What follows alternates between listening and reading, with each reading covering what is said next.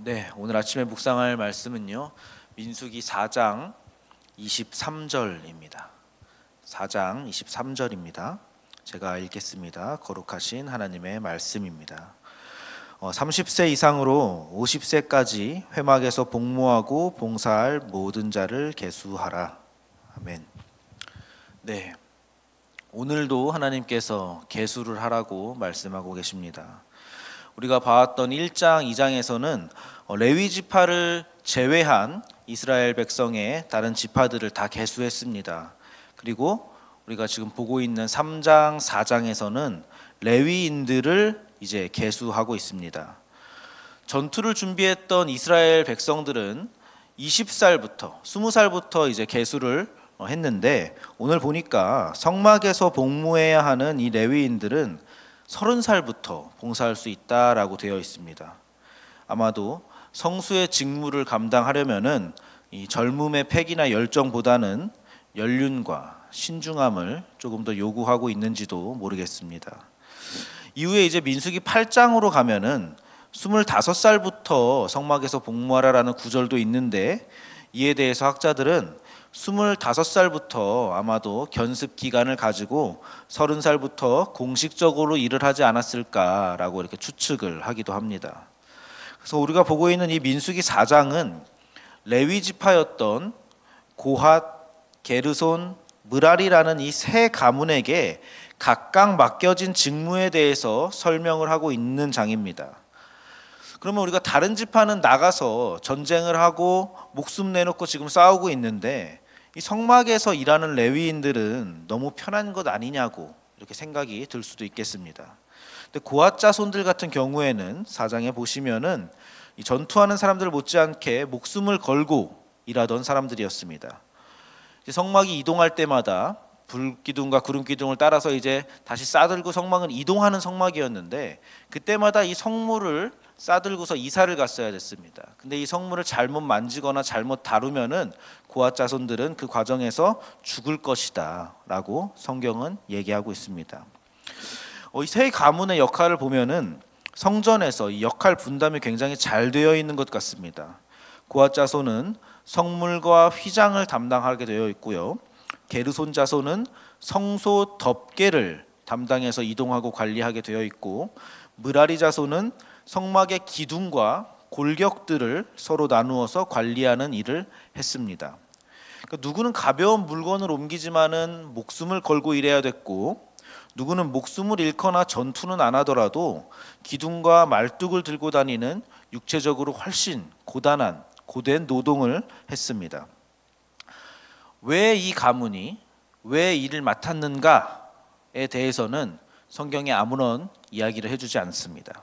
그러나 분명한 것은 그들이 하나님께서 자신들에게 맡겨주신 그 일들을 그냥 감당했다는 사실입니다. 일의 종류에 따라서 그들의 가치가 달라지는 것도 아니었습니다. 각자의 은사나 성격이나 재능에 맞게 임무를 주신 것도 아닙니다. 그냥 주어진 일을 하는 것입니다. 내가 그 가문으로 태어났고 그 가문에게 맡겨진 나의 자리에게 맡겨진 그 일을 그들은 감당하는 것입니다. 때에 따라서 일의 경중이 전혀 없었다라고 말할 수는 없을지도 모르겠습니다. 그러나 적어도 일의 경중에 따라서 사람의 경중을 나눌 수는 없었을 것입니다. 사람의 경중을 나누는 것은 성경의 원리와는 대치되는 일이기 때문입니다. 하나님의 원리는 절대 아닐 것입니다. 그러니까 우리가 이것을 생각할 때에 오늘날 교회 생활과 신앙 생활에서 잘 적용할 수 있어야 될 것 같습니다. 우리 그리스도인 모두는 하나님께서 각자에게 주신 삶의 자리가 있고 그 자리에 대한 책임이 있습니다. 그러면 여러분은 현재 어느 자리에서 어떤 책임들을 지고 계십니까? 오늘날 내가 서 있는 그 자리는 내가 아무리 애쓰고 노력했다고, 그리고 내가 열심히 공부해서 얻은 그 자리라고 할지라도 궁극적으로는 내 뜻으로 정한 것이 아니고 내 능력과 내 취향에 맞게 하는 것도 아니고 하나님이 내 삶을 인도하셔서 내가 오늘날 이 자리에 있다라고 생각하는 것이 우리 그리스도인의 사고방식입니다. 우리는 그렇게 믿고 고백하는 사람들입니다. 각 사람에게 주어진 은사와 재능은 굉장히 다양할 수 있습니다. 어떤 은사는 사람들 앞에 굉장히 멋지게 부각되기도 하는 은사가 있고요. 또 어떤 은사는 참 가치 있고 소중한 것임에도 불구하고 잘 드러나지 않고 뒤에서 묵묵히 임무를 수행해야 되는 그런 은사도 있습니다.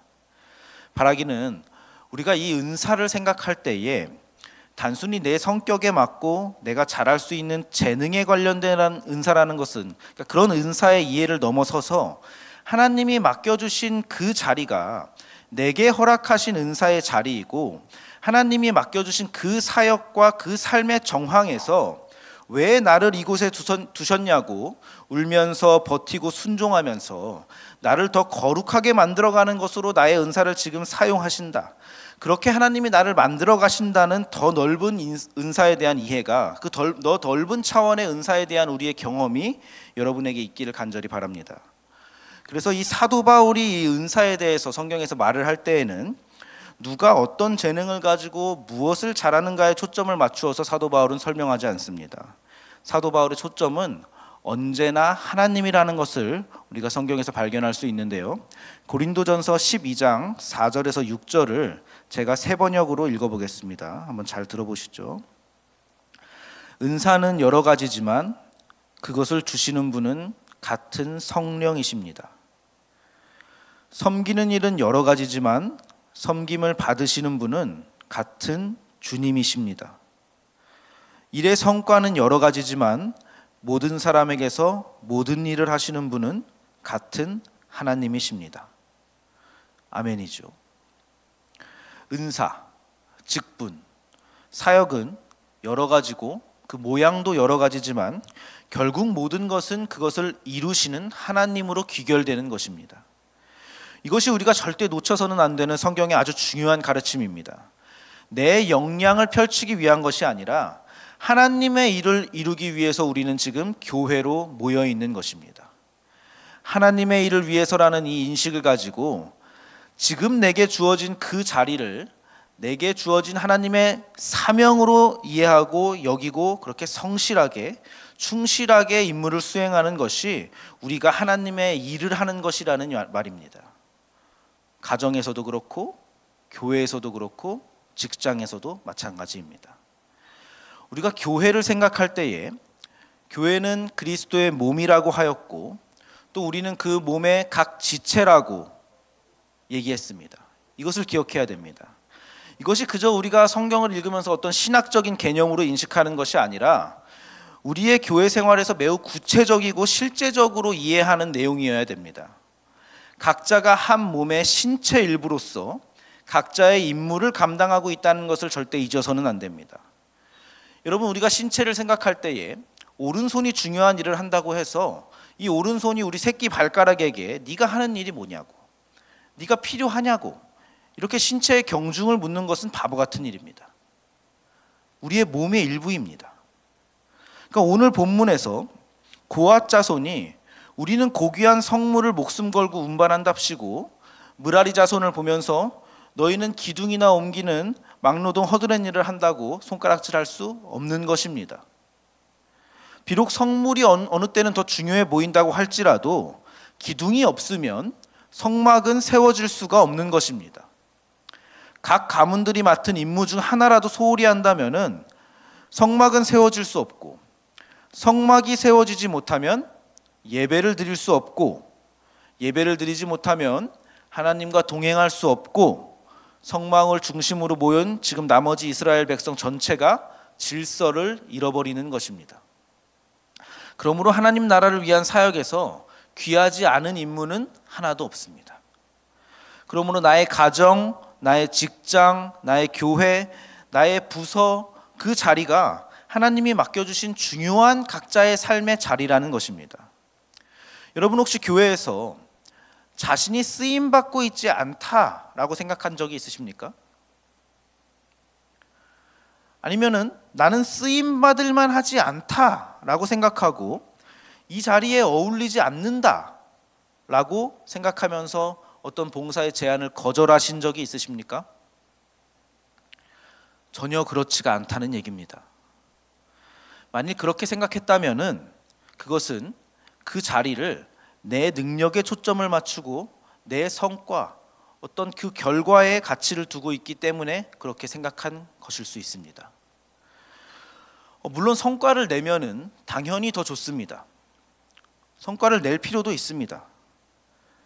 그러나 우리가 모인 것은 본질적으로 생각했을 때 성과를 내기 위해서 우리가 모인 집단은 아닙니다. 우리는 거룩을 추구하기 위해서 모인 집단이고, 우리는 하나님께 예배하기 위해서 모인 집단이라는 것을 우리가 잊으면 안 됩니다. 서로 사랑함으로써 하나님께 영광이 되는 집단입니다. 그래서 우리 안에 더 귀한 사역도 없는 것이고, 하찮거나 천한 사역도 없는 것이고, 그런 사람도 없는 것입니다. 성가대를 하던, 주차 봉사를 하던, 주일학교 교사를 하던 아무 상관이 없습니다. 그러니까 우리가 봉사에 참여하는 것을 두려워해서는 안 될 것 같습니다. 하나님은 아시다시피 성과가 아닌 얼마나 충성되게 일했느냐, 그것을 보고 여러분의 성과를 따질 것입니다. 그러므로 나에게 맡겨진 어떤 임무가 무엇이든 간에 그 자리를 감사함으로 받고 귀하게 여기며 최선을 다해야 됩니다. 그리고 나만이 아니라 다른 지체의 임무와 다른 지체의 자리도 귀하게 여기며 서로 감사하고 격려해야 됩니다. 그럴 때에 우리가 방금 고린도전서에서 보았던 것처럼 모든 일을 이루시는 하나님을 우리가 반드시 경험하게 될 것입니다. 모든 것이 하나님으로 귀결되는 것을 우리가 목격할 수 있을 것입니다. 하나님이 하실 것이기 때문에 하나님은 오늘 레위인들을 재능에 따라서 오디션 봐서 잘난 사람 뽑으라고 한 것이 아니시고, 회막에서 봉사할 모든 자를 계수하라, 모든 자를 계수하셨습니다. 그렇게 오늘 명령하고 계십니다. 하나님이 하시기 때문입니다. 그러니 결과는 다 하나님께 맡기시고, 오늘 하루도 우리에게 그저 주어진 자리에서 각자에게 맡겨진 그 삶의 정황에서 그리스도인답게 하루를 살아내는 저와 여러분이 되었으면 좋겠습니다. 기도하겠습니다. 하나님 아버지, 주님의 백성으로 우리 모두를 계수하여 주신 그 은혜에 참으로 감사드립니다. 이제는 받은 은혜에 마땅하게 세상 속에서 거룩한 제사장으로서 우리에게 맡겨진 삶의 자리에서 봉사하기로 다짐합니다. 우리의 능력이 아닌 하나님의 능력과 일하심에 의지하여서 그저 충성된 주님의 종이 되고 싶습니다.